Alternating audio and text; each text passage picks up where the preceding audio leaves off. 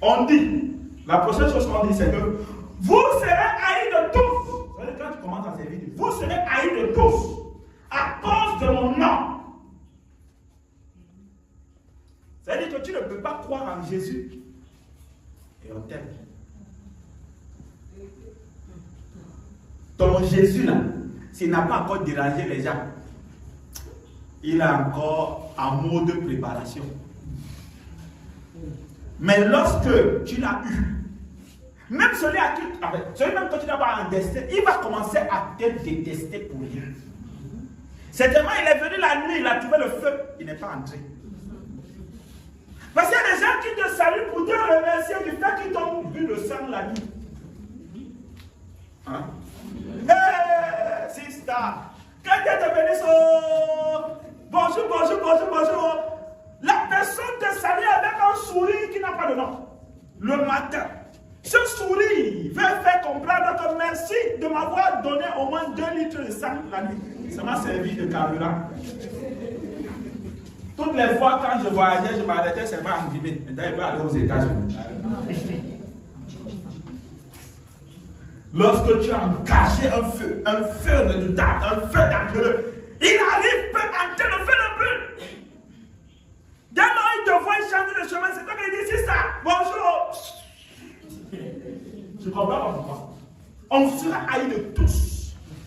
Même les gens à qui nous ne savons même pas que nous avons fait du mal, on sera haïs par ces personnes. Mais la parole de Dieu nous dit quelque chose.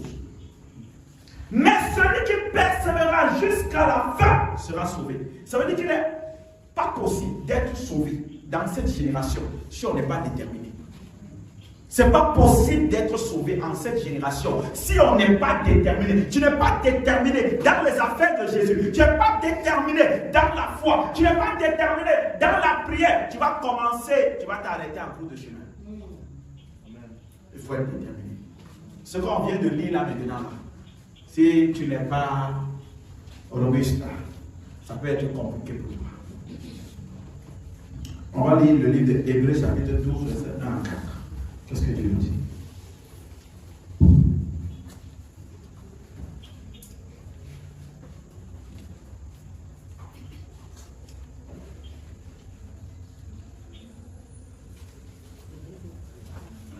Hébreux chapitre 12, verset 1 à 4. Hébreux 12, verset 1 à 4. Oui. Nous donc aussi, puisque nous sommes environnés d'une si grande nuée de témoins, rejetons tout fardeau et le péché qui nous enveloppe si facilement. Oui. Et courons avec persévérance dans la carrière qui nous est ouverte. Ayant le regard sur Jésus, le chef et le consommateur de la foi, qui en vue de la joie qui lui était réservée a souffert la croix, méprisé l'ignominie, et s'est assis à la droite du trône de Dieu. Yes. Considérez en effet celui qui a supporté contre sa personne une telle opposition de la part des pécheurs, afin que vous ne vous lassiez point l'âme découragée. Vous n'avez pas encore résisté jusqu'au sang en luttant contre le péché. Vous n'avez pas encore lutté jusqu'au sang. La fin de la résistance, là, ce n'est pas parce qu'à un moment donné, tu as résisté un peu jusqu'au sang.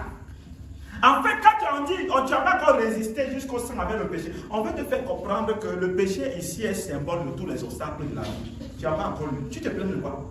Tu as encore lutté, tu sais ce que ton sang est sorti. Tu es là, tu pleures. Tu pleures. Tu pleures. Tous ceux qui sont au sommet là, ils ont bagarré. Il faut aller consulter leur vie dans le passé. Si vous les enviez, avant de les envier, consultez les épreuves et les difficultés dans lesquelles ils sont passés.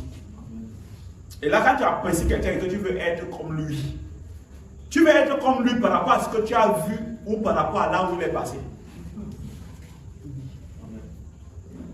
Si c'est ce que tu as vu là, tu as un égarement, il faut vite te chercher. Tu es perdu. Si c'est là où il est passé, parce qu'avant d'admirer ce qu'il est et ce qu'il a, va d'abord admirer par où il est passé et il a pu s'en sortir. Amen. Parce qu'avant de le voir plumé, il a été déplumé.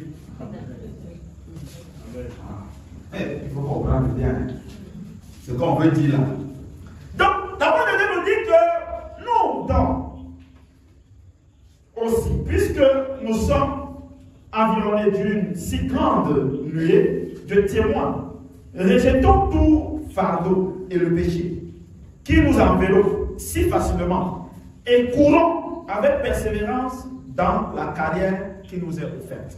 Ça veut dire que tout le monde a une carrière, même ceux qui pensent qu'ils sont des chômeurs, vous avez une carrière. Dès lors où vous êtes né, il y a une carrière. Votre carrière, c'est votre propre vie. Donc même toi qui fréquentes là, c'est ta carrière. Même toi qui dis que ok, tu es à la maison, c'est toi qui es en train de faire aussi ta carrière à la maison. Donc chacun a une carrière. Maintenant, le problème c'est quoi? C'est que chacun doit savoir et faire le choix. Il y a des choses qui nous accablent et qui ne cesseront jamais de nous accabler.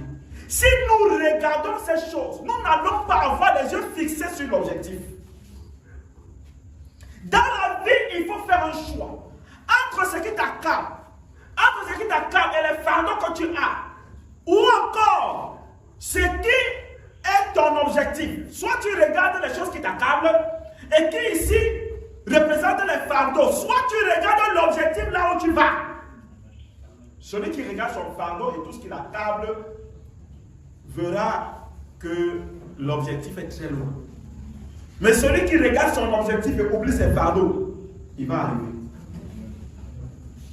Alors, au verset 2. Ayez les regards sur Jésus. Il y a quelqu'un à côté de toi. Ayez les regards sur Jésus et non sur des problèmes. Ayez les regards sur Jésus et non sur des problèmes. Dis-lui que parce que tes problèmes ne finiront jamais. Parce que tes problèmes ne finiront jamais. Vous savez quoi? J'ai dit toujours aux gens que il ne faut pas fuir des problèmes parce que depuis qu'on a accepté Jésus, on est dans les problèmes.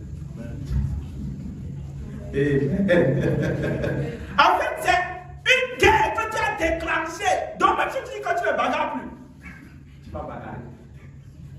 Est-ce que quelqu'un me coule? Donc, ça veut dire que tu ne bagarres plus. La bagarre, là, ça ne dépend plus de toi. Ça dépend de ton adversaire. Donc, pourquoi tu me dis que je ne bagarre plus? Lui dit que je ne te laisse pas. Lui aussi peut dire qu'il ne bagarre plus. Tu lui dis que je ne te laisse pas.